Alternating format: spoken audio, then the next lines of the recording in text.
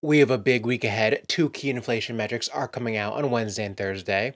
We have the US and China trade talks happening today, which have already started to pump the market. But more importantly, an event just happened today, which also happened the day before we previously hit all-time highs at $111,000. Does that mean that we could see new all-time highs tomorrow? This is your Altcoin Buzz News.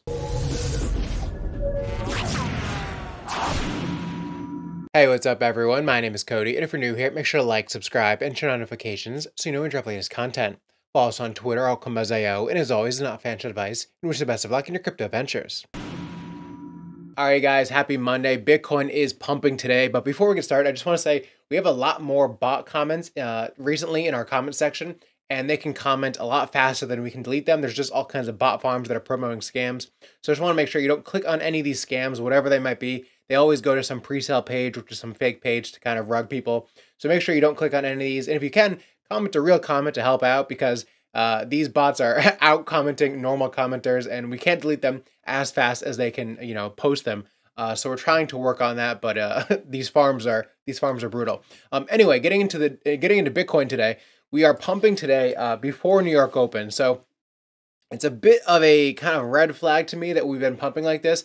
So if you guys remember last week, I was saying this price action really doesn't look real. It looks like a TWAP. It looks like Michael Saylor was just TWAPing from the bottom up, and we've just had this consistent upflow ever since we went down to $100,000. Now, it doesn't mean that this is completely fake. I mean, maybe there are people who are just, bidding up Bitcoin like crazy, and then maybe we are pumping before New York Open because of the anticipation of the US-China trade talks today. I will say, though, that it is a bit of a red flag to me that we are pumping before New York Open, and we have fully retraced this move and broke back above. We just instantly V-reversed, which doesn't happen too often that, in a sustainable way. V-reversals don't happen in a sustainable way like this too often, so I would say be careful today. If we do close the daily above this level, around $106,000, that is totally fine, and then we could be heading off to new all-time highs very soon.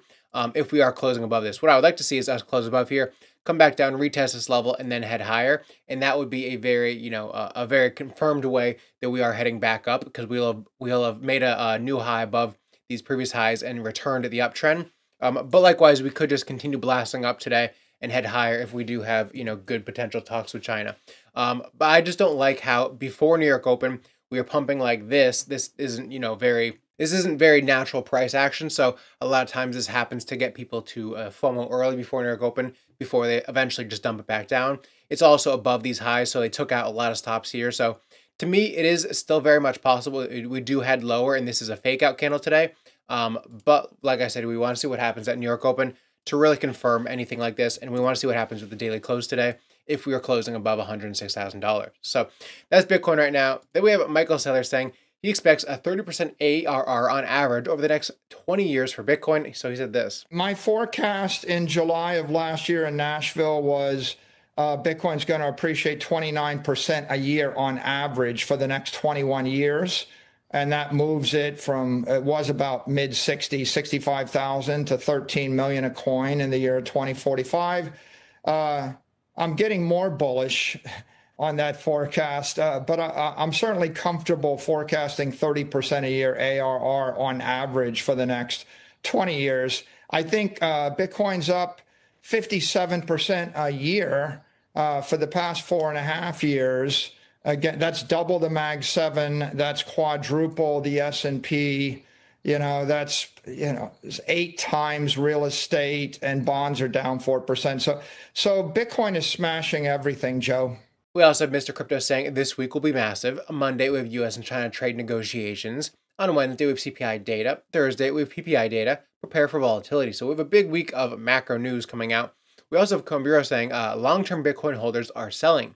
According to the cumulative volume delta heat map, most of the selling pressure has come from holders who bought between the 25 to 31K and 60 to 73K range. The supply overhang has been limiting upside growth. So a lot of the recent selling has been coming as we've been going up towards $100,000, the people who bought back here at 25, and rightly so, the people who bought at 60 to 73K are selling as we get up higher. It totally makes sense, as you would want to cash out some of these profits, and it's very hard to time the very top of the cycle. So obviously there has been selling as we've been going up higher. But as these sellers start to, sell, our average price of coins that are bought goes up as well, which makes it easier to continue higher because then people's average price starts to be at about $100,000, and they don't want to sell obviously at $100,000. They'll want to sell higher, so they'll start to hold their coins a bit higher as our average price bought continues up as sellers start to sell. And then we have Look on Chain, who says Tether just minted another $1 billion USDT on Tron after 3 weeks. The last time Tether minted $2 billion on May 22nd. The very next day, Bitcoin broke above 111K, did a new all-time high. So this is what I was talking about earlier, where we hit a new all-time high the last time Tether minted $2 billion 3 weeks ago, and now we've just minted $1 billion. So that could be part of it. That could be part of this pump as well, and we could be heading to new all-time highs. Not denying that, just the events that led up to this have been a little bit sketchy in my eyes. Then we also have Martini Guy saying, a breaking Airbnb is reportedly exploring a Bitcoin strategic reserve. And then moving on, we have XRP made quiet power moves, the financial conglomerate SBI Holdings, to provide remittance services via Ripple ledger called SBI Remit. RLUSD stablecoin is said to expand SBI VC trade, and XRP ledger powered NFTs at Expo 2025 Osaka, all confirmed in SBI Group's May report. As well as Ripple and Web3 Solana, supported by JetRo, are launching a new partnership for Japan-based Web3 startups, open to early-stage teams building on the XRP ledger, with a focus on DeFi, tokenization, and payments. Now, Ripple is also looking pretty good here as well. We've always wanted to come down to this level here around $2.03 for a sweep and then come back up. But it's possible that we have, maybe front run this because we are bullish and we're going to head higher. Total possibility. If Bitcoin does dump today or during this week because of any PPI, CPI related news, I do expect this to happen where we will still come down here and then we'll reclaim this level and then hopefully head higher. But it is possible from here at this point, we could just be heading higher as well. So nothing I want to do here really. We're in the middle of this range. Nothing to do just yet on XRP. But overall, it looks pretty good like the rest of the market. And then moving on to Solana, we have a whale who's unstaked 25,000 Solana worth $3.7 million and transferred the Solana to Binance. In total, the whale has unstaked 125,000 Solana worth $17.64 million in the past 2 months after 4 years of staking. The whale is still holding over $1.1 million, over 1.1 million SOL, worth $174 million in staking. So the whale is starting to, unstake a little bit of SOL, especially after holding for 4 years, which is pretty wild. So, it's not all of their holdings, but they are starting to sell off a little bit of Solana as we continue higher. Then we also have the NASDAQ files SEC Form 8K confirming the proposal to expand crypto benchmark from 5 to 9 digital assets, adding XRP, Solana, ADA, and XLM, allowing Hashdex NASDAQ Crypto Index US ETF or NCIQ to transition to a broader index. We also have Cathie Woods saying, all you need is Bitcoin, Ethereum, and Solana. So Ether and Solana. So the big three are the big three, and we think they'll all be successful. All three of them. Bitcoin the most. We're very interested in stable coins, but that's just like cash. And there are millions of crypto assets out there. We think most of them die. So overall, Solana is still looking decent. It's pretty much doing what I expected, though. We had this major sell-off from around 177. This kind of coincided with the potential pump fund sell-off for raising $1 billion for their ICO. But I will say we could still come up here towards $160 and still continue to sell off if Bitcoin does want to sell off today.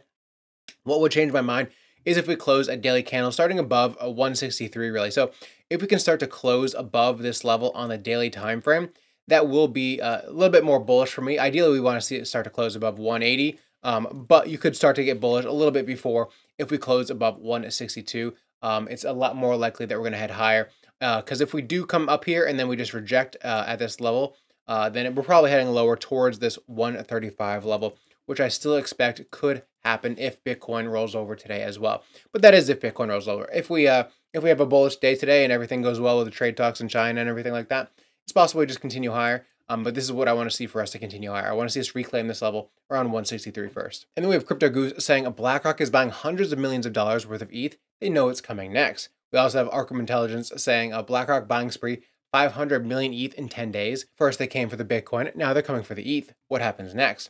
We also have Nate Garash. He says 15 days straight of inflows into spot Ether ETFs, $820 million total. The category now at the highest cumulative inflow level since July 2024 launch with $3.33 billion.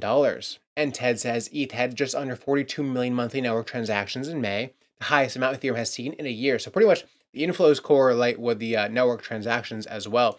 And we also have Crypto Goose saying BlackRock, PayPal, WisdomTree, Robinhood, Franklin Templeton, Apollo, and more big corporations are building on ETH. So a lot of financial services being built on ETH. Now ETH is looking actually pretty strong, stronger than, you know, Solana is right now. So ETH is actually starting to catch a bid.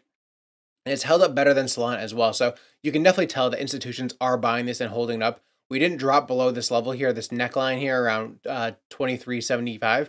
We didn't drop below here. So this is very bullish for ETH. I do think we could hit higher. Like I was saying, you know, last week, I don't like we had these huge spikes up. This usually looks like distribution when we have the spikes up and instantly retraces. So I don't like this as a level of distribution. So while I don't like these spikes up, what they could mean is that every time, you know, institutions are buying, whales are selling off, but maybe institutions are buying here. So we're just kind of accumulating this in this range right here between 24 and around 27.5.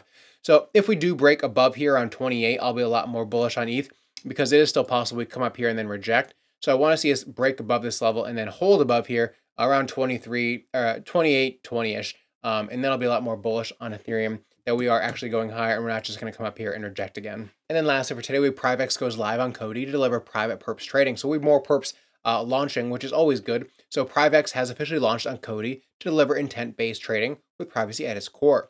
The perpetual decentralized exchange is designed to support emerging on-chain use cases, including autonomous trading by AI agents. The launch of PriveX introduces a powerful primitive to COTI's mainnet, allowing users to trade perp markets while taking advantage of the network's core privacy technology. PriveX leverages these capabilities to provide a centralized exchange-like trading experience that's built fully on decentralized architecture. Operating on private infrastructure to prevent users from exploitation, such as front-running, PriveX supports manual trading as well as autonomous trading executed by agents. Its intent-based execution system dynamically sources liquidity based upon the trader's instructions. PriveX then opens the position, monitors market conditions, and fulfills the trade when conditions align. Execution is handled by a backend solver network powered by Simio, which sources liquidity from a mix of centralized and decentralized venues, including Binance. So that is PriveX live on COTI, and that is pretty much the video for today, guys. We are still pumping here into the morning before New York Open. This is something I will say, last time we had a V reversal like this was kind of at the lows here, so I'm not saying that it can't happen entirely. You know, we had this V reversal where we dropped down here, we came back, we accumulated, and then we pumped back above. Not saying that can't happen. I just, you know, it usually takes a little bit longer for these to play out. So unless we are super bullish, there is still a chance that this is a fake out and we head lower because we are pumping before New York Open. So like I said earlier, if we do close the daily candle above 106, we are back into a bullish trend and we're probably heading higher, especially combined with, you know, the whole tether and all the news today. So it is a possibility that we are heading to new all-time highs very soon. We just want to wait for New York Open before we open any major positions. And we kind of want to wait for the daily close today as well to confirm that we are back in an uptrend and this isn't just a fake out and we're heading back lower. So that's the video for today, guys. I hope you enjoyed and I'll see you tomorrow.